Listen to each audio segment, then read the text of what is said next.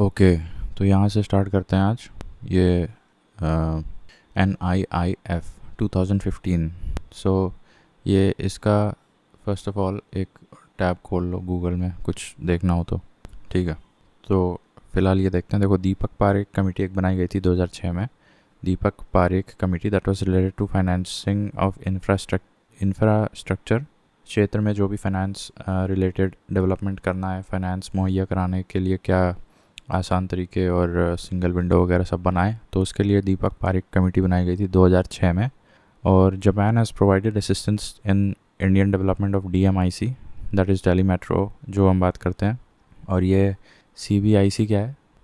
Japan has provided assistance in Indian development of DMIC and I think CBIC is a sort of industrial corridor.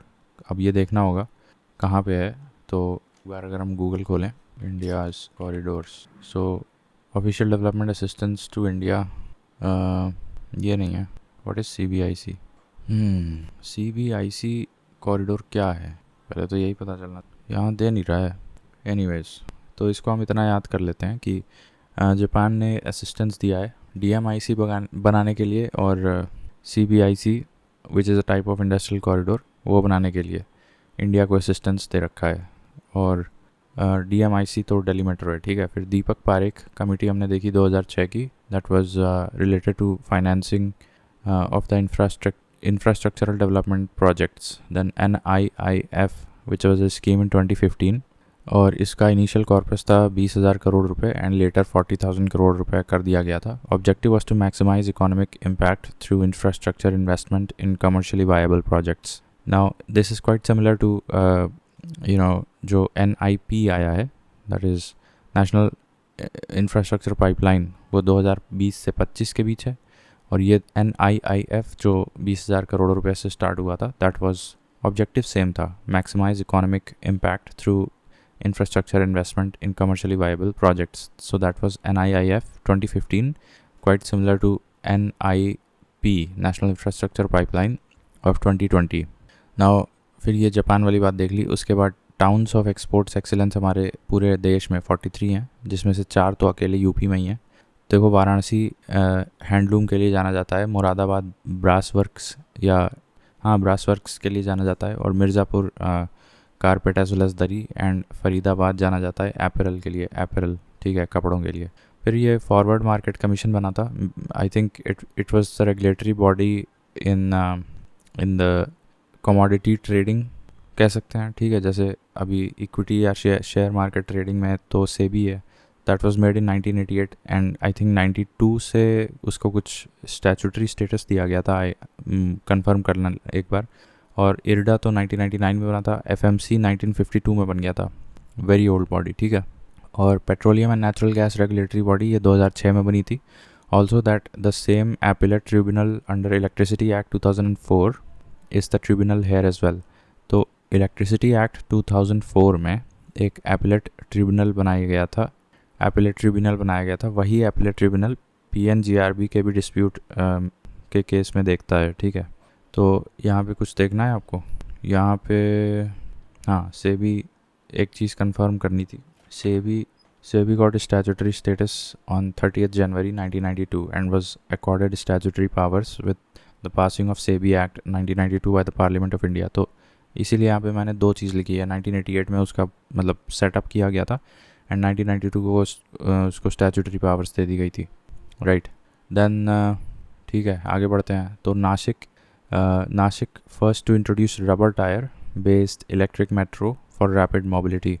अब ये तो current affairs का होगा, but पहला हमेशा याद रखना चाहिए। तो रबर टायर बेस्ड मेट्रो कहाँ पे पहली बार स्टार्ट हुई थी, electric metro? So that was in Nashik, Maharashtra. Then 2 targets by railways, 100% electrification by 2023 and net zero carbon emissions by 2030 by railways. Now this is in line with I think 2030 में 40% हमारा power generation जो है वो non fossil fuels based power generation होगा। ये भी हमारा एक कमिटमेंट है, इंडिया का नेशनली डिटर्मिन्ड कंट्रीब्यूशन। तो उसी का इन लाइन ये रेलवे ने भी अपने 2 टारगेट्स निकाले हैं। एक कि 2023 तक तो सारी ट्रेनें को इलेक्ट्रिफिकेशन करना था, और 2030 तक entire railway department net zero carbon emission करेगा, ठीक है। इसके बाद उदय कोटक कमेटी की बात करें, उदय कोटक ये बनाया गया था मैनेजमेंट ऑफ कंपनी बोर्ड्स के लिए, ठीक है। बैंक बोर्ड गवर्नेंस के लिए क्या बनाया गया था, I think PJ Nayak committee बनाई गई थी, और पीआर नायक बनाई गई थी, identifying the difficulties faced by the MSME sector in securing finance, that is P R Nayak committee by RBI in 1991। फिर दीपक पारेख कमेटी ऊपर बनाई 2006 में, किस लिए बनाई गई थी? Deepak Parekh committee was related to finding the difficulties faced by infrastructure sector in securing finances, ठीक है। So that was Deepak Parekh committee 2006। और एक राघवन कमेटी थी, on the basis of whose recommendation the MRTP act was replaced by competition act 2002, याद आ रहा है, ठीक है। तो अब ये उदय कोटक कमेटी आ गई। सो ये है मैनेजमेंट ऑफ कंपनी बोर्ड्स, ठीक है। अभी तो ऊपर हमने पढ़ा था पीजे नायक कमेटी में क्या था, बैंक बोर्ड्स, और इसमें है management of the company boards. तो इसमें लिखा है कि half the board members to be appointed as independent directors at listed companies. तो अभी जो लिस्टेड कंपनीज हैं उसमें वन हाफ मतलब 50% board members to be appointed as independent directors, one women in the board to be an independent director. Independent directors में भी एक women होना चाहिए, and minimum board strength to be 6 and separate posts for chairman and MD. तो chairman and MD की posts को bifurcate किया, और मिनिमम बोर्ड स्ट्रेंथ 6 होनी चाहिए, ठीक है। तो कुल मिला के half the board members should be independent directors, and उस इंडिपेंडेंट डायरेक्टर्स की लिस्ट में भी एक वुमेन होना चाहिए, ठीक है, एक वुमेन होना चाहिए एटलीस्ट। और उसके बाद ये मिनिमम बोर्ड स्ट्रेंथ 6 होनी चाहिए, minimum board strength, and separate post for MD and the chairman at listed firms. So these were the recommendations by the Uday Kotak committee. Then some lesser known public sector enterprises जैसे dredging Corporation of India है ये, और ministry of shipping के अंतर्गत आती है ये, और ये बालमेर लॉरी ये ministry of petroleum and natural gas के अंतर्गत आती है, ये एक कंपनी है, ठीक है, पब्लिक सेक्टर एंटरप्राइज है। फिर EDCIL है, that is Education Consultants limited, ये मिनिस्ट्री ऑफ एजुकेशन के अंतर्गत आती है। सो इनके ईयर्स हम लोग देख लेते हैं, EDCIL, Balmer Lawrie and Dredging Corporation of India. तो एक बार देख लेते हैं। So when was Dredging Corporation established, that is 29 March 1976, ठीक है। तो ईयर इंपॉर्टेंट है, और यहाँ पे चेंज कर देते हैं, एडिसिल, दैट इज़ 1981, ठीक है। तो यहाँ पे लिख लेते हैं, ये जो है एडिसिल जो बना था दैट वाज मेड इन 1981, और ये ड्रेजिंग कॉरपोरेशन बना था 1976। और बालमेर लॉरी कब बना था ज़रा देख लेते हैं।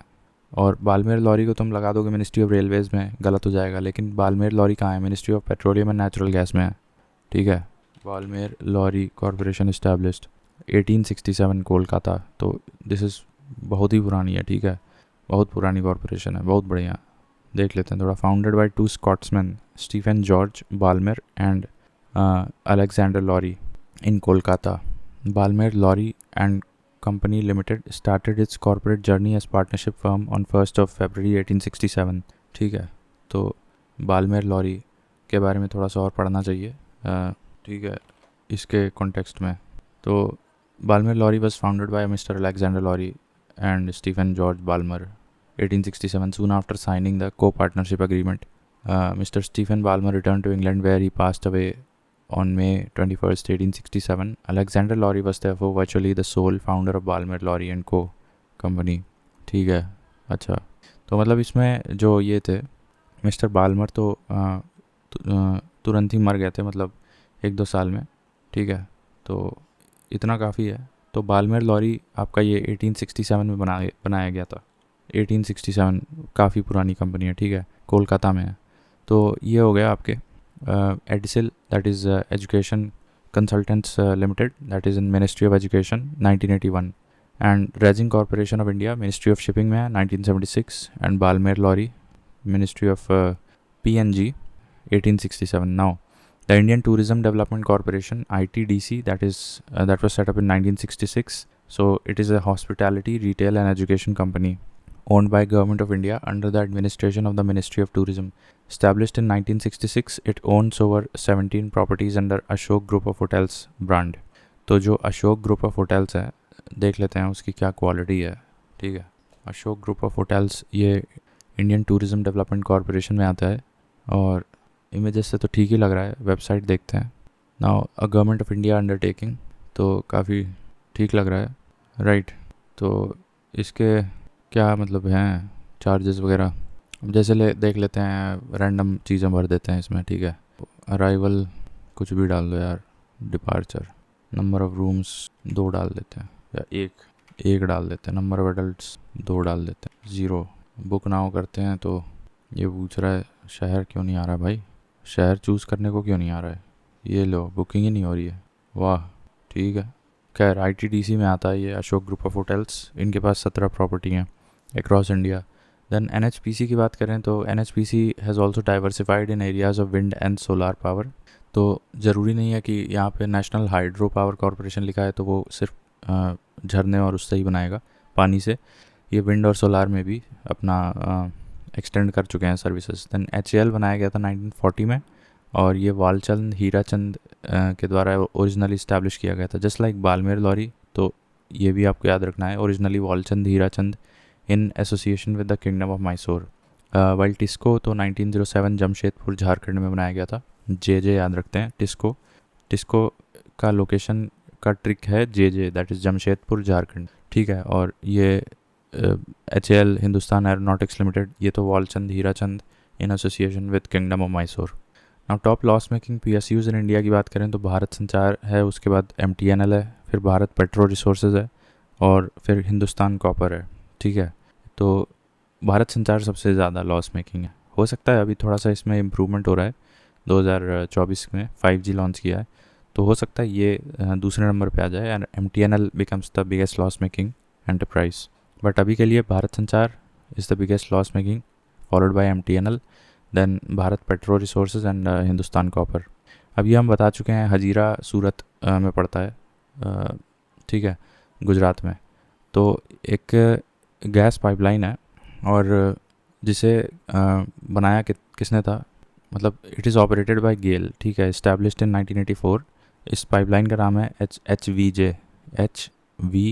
And J. सो ये 3 हजीरा पड़ता है गुजरात में, विजयपुर MP में और जगदीशपुर UP में. ये लगभग 2890 या 2887 किलोमीटर लंबी है. It is the longest underground gas pipeline in the world with a maximum diameter of 36 inches. So it starts in Arabian Sea India and ends in Uttar Pradesh. Uttar Pradesh में कहाँ, जगदीशपुर में. ठीक है, HVJ नाम है, याद रखना. 1984 में बनाया गया, operated by GAIL. Then latest entrance into the Maharatna में सबसे अभी 2024 में RECL को जगह मिली है और ऑयल इंडिया लिमिटेड को जगह मिली है. वैसे मोटा मोटा देख लेते हैं ऑल महारत्ना कंपनीज़ जो हमारे यहाँ है, लगभग 13 कंपनीज़ हैं.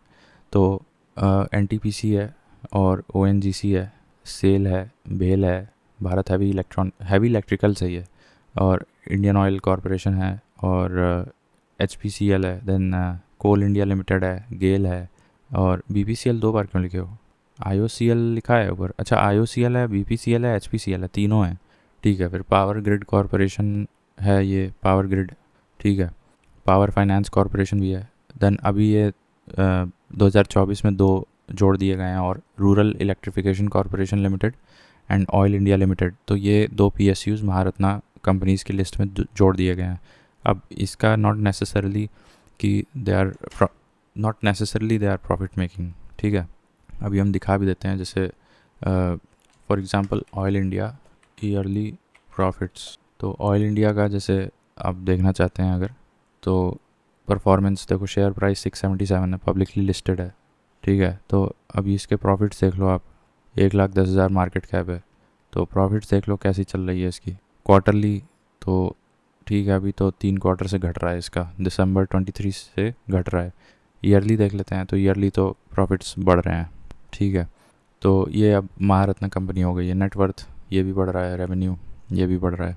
तो 36,000 का मतलब इसने अभी बिज़नेस किया है लेटेस्ट क्वार्टर में, सॉरी लेटेस्ट 2023 बीते वर्ष में.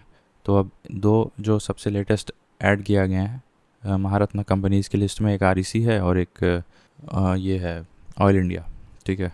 अब ये IDBI मैंने बताया था 1964, इसी के सौजन्य से इंडिया में म्यूचुअल फंड इंडस्ट्री स्टार्ट हुई थी। Then industrial development bank of India provides financial assistance to medium and large scale industries. बाकी इसका कोर अभी आज की डेट में ऑब्जेक्टिव यही है कि medium and large scale industries को ये मतलब फाइनेंशियल असिस्टेंस प्रोवाइड करता है। RBI इनकॉर्पोरेटेड IDBI इन 2004। अब वैसे तो देखो IDBI 1964 में है, बट RBI के द्वारा इसको क्या दिया गया था 2004 में। तो क्या दिया गया था, IDBI which bank was incorporated as one of the public sector bank in India during, तो यही है। देखो in September 2004 the reserve bank of India incorporated IDBI as scheduled bank under RBI Act 1934. Now the commercial banking arm IDBI Bank was merged into IDBI in 2005. Okay, तो ये जो है ना ये IDBI बैंक जो था 1964 वाला, इसको मर्ज करके IDBI बना दिया RBI ने सन 2000 में as a commercial bank, scheduled bank under RBI Act 1934। तो ये काम हुआ था 2004 में, ठीक है। वैसे तो IDBI बैंक 1964 में बन गया था। देन IDBI बना था 2004 में through RBI's effort in its incorporation. Then UP financial corporation ये 1954 में बना था and does not finance tourism related industries. It was established by the government of Uttar Pradesh under the SFC Act, which is a modern, I think, central act. तो Uttar Pradesh financial corporation state financial corporation act एक model act बना रखा है केंद्र ने, उसके provisions को छाप दिया और एक UP फाइनेंशियल कॉरपोरेशन बना डाली, ठीक है। मेन चीज़ ये याद रखनी है कि फाइनेंशियल टूरिज़म रिलेटेड एक्टिविटीज़ को ये लोन वगैरह नहीं देता है UP फाइनेंशियल कॉरपोरेशन। BIFR की बात करें, एक बार और पढ़ चुके हैं। BIFR has been replaced by NCLT in 2016, ठीक है, national company law tribunal. Then mega food parks, so creation of state-of-the-art support infrastructure in well-defined agricultural and horizontal zone for setting up of modern food processing units. Basically modern food processing units बनाना है, बाकी बोल बच्चन है यहाँ पे। well-defined agriculture and horticultural zone, ठीक है, state-of-the-art infrastructure बनाना है in well-defined agricultural as well as horticultural zones for setting up of modern food processing units. It has components like supply chain infrastructure, collection centers, primary processing centers, central processing centers and cold chain. The mega food park scheme is carried by a special purpose vehicle registered as a corporate body under the Companies Act. ये line important है, ठीक है। तो it is managed and administered by a special purpose vehicle company which is incorporated as per the terms of Companies Act. तो BIFR has been replaced by NCLT in 2016. UP finance corporation कब बनाया गया, 1954 में। IDBI bank था 1964 वाला, जिसको अभी 2004 में IDBI as a commercial bank incorporate किया गया RBI के द्वारा। Then objective of a business operation, अब ये तो फिलोसफिकल बातें हो गई। इकोनॉमिक ऑब्जेक्टिव्स होता है profit earning, creation of customers, regular innovations and best possible use of resources. जबकि सोशल ऑब्जेक्टिव होता है supply of quality goods and services, adoption of fair trade practices, contribution of general welfare of society and employment generation.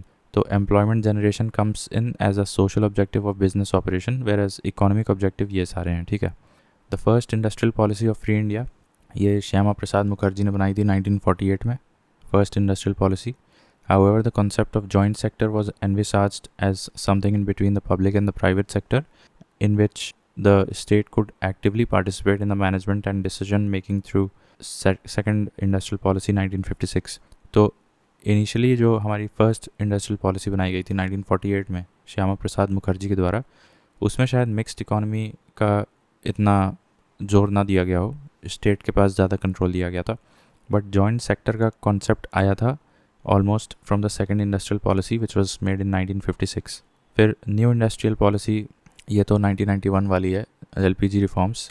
उस समय PV Narasimha Rao थे, उन्होंने ये declare किया था न्यू इंडस्ट्रियल पॉलिसी। मतलब it had abolished the requirements of licence in all industries except 18 industries. This list was gradually reduced further. Presently only 5 industries are under industries development and regulation act 1951। ये important point है। तो जैसे ये क्या हो गया, IDE cigarettes and cigars and tobacco, specified hazardous chemicals, brewing of alcohol, and ये IDE क्या है, आई थिंक कुछ एक्सप्लोसिव मटेरियल टाइप ऑफ हो रहा है मुझे लगता है। ठीक है, तो यहाँ तो 4 ही हुए ना। In addition to above licensing is also required for non MSME unit. Non MSME unit के लिए लाइसेंस तो चाहिए होता है। ठीक है, manufacturing items reserve for MSME। अच्छा, ओ तो ये बात है, मतलब if you are opening a manufacturing unit which is producing something similar to what the MSMEs have already been producing, तो फिर आपको अपने उस MSME यूनिट के लिए लाइसेंस लेना पड़ेगा। ठीक है, काफ़ी अजीब बात लग रही है ये। इस तरह से तो MSME का विस्तार कैसे होगा। The second phase of national economic policy came in 1997 which was a part of 8th 5-year plan. ये इंपॉर्टेंट है। It emphasised on infrastructure rather than heavy industries. तो ये second phase of the new economic policy था। ठीक है, so dividend हमेशा subscribed capital पे दिया जाता है। ठीक है, सब्सक्राइब्ड कैपिटल पे। तो ये हो गया। अब ये मुझे देखना है, इंडस्ट्रियल डेवलपमेंट रेगुलेशन एक्ट जो था, उसके तहत जो 5 इंडस्ट्रीज़ पे आज भी लाइसेंस लेना ज़रूरी है, उसमें IDE एक है। तो IDE का फुल फॉर्म देख लेना। बाकी cigarettes, hazardous chemicals, brewing of alcohol, ये तो है, ये समझ में आ रहा है। ठीक है, राइट। तो फिर आगे बढ़ते हैं। अब industrial policy 1991 was criticized on various points. Some of them are as follows: ambiguous development policy. There is no clear policy for weak industry. Weak industry के पास no clear policy था. Threat of global competition. Indian companies would be compelled to compete with the foreign companies. And तीसरा criticism था कि concessions and incentives given for promotion to foreign investment was being criticized. मतलब अगर कोई विदेश से धन ले आके यहाँ पे इन्वेस्टमेंट कर रहा था एट कंसेशनरी टैक्सेस वगैरह, तो उसको क्रिटिसाइज़ किया जा रहा था। Limit of foreign investment, concessions and incentives given for promotion to foreign investment was being criticized. However, criticism was not based on neglect of agricultural sector. ये important point है। तो एक ये यहाँ पे point है जो याद रखना है कि एग्रीकल्चर सेक्टर के नेग्लिजियंस को लेके कोई क्रिटिसिज्म नहीं था। ठीक है, ऐसा ही एक पॉइंट हमने यहाँ कहीं पढ़ा था ऊपर, अभी याद तो नहीं आ रहा है। ठीक है, चलो ठीक है, रिवाइज कर लेंगे तो मिल जाएगा। इसके अलावा वाइट गुड्स होते हैं ये items meant for conspicuous consumption, typically associated with specific purpose of displaying one's wealth. तो ये डिस्प्लेइंग वंस वेल्थ वाले जो गुड्स होते हैं उनको वाइट गुड्स कहते हैं। अब देखो ये कुछ फेमस सिटीज़ हैं, जैसे ट्यूटिकोरिन में पर्ल फिशिंग होती है बहुत। बाकी Mormugao ship building, you can guess it, and Pinjore, that is engineering goods. And talking about engineering goods, it is the topmost item that is exported from India in terms of value. तो पिंजौर में engineering goods बनते हैं, बहुत famous centre है ये। Mormugao ship building and Tuticorin pearl fishing. ठीक है, अब divestment is different than disinvestments. Divestment means it is complete disinvestment और comprehensive and complete ownership and management to the private sector. तो उस केस में उसको डाइवेस्टमेंट बोल देंगे। ठीक है, अभी हमने ऊपर पढ़ा था NIP, नेशनल इंफ्रास्ट्रक्चर पाइपलाइन। फिर पढ़ा हमने NIIF, national investment for infrastructure, नहीं NII कहाँ गया, NIIF। हाँ, तो ये इसका जिसका इनिशियल कॉर्पस 20,000 करोड़ था, सन 2015 में आया था। इसका फुल फॉर्म तो देख लो भाई। तो ये क्या है NIIF?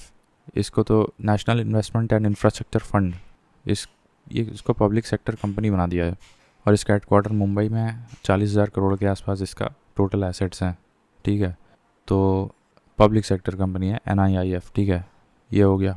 तो वही हम लोग देख रहे थे यहाँ। अब ये तीसरी चीज़ आ गई, नेशनल इन्वेस्टमेंट फ़ंड। ये 2005 में है, इसके बारे में हम अगले वीडियो में देखते हैं।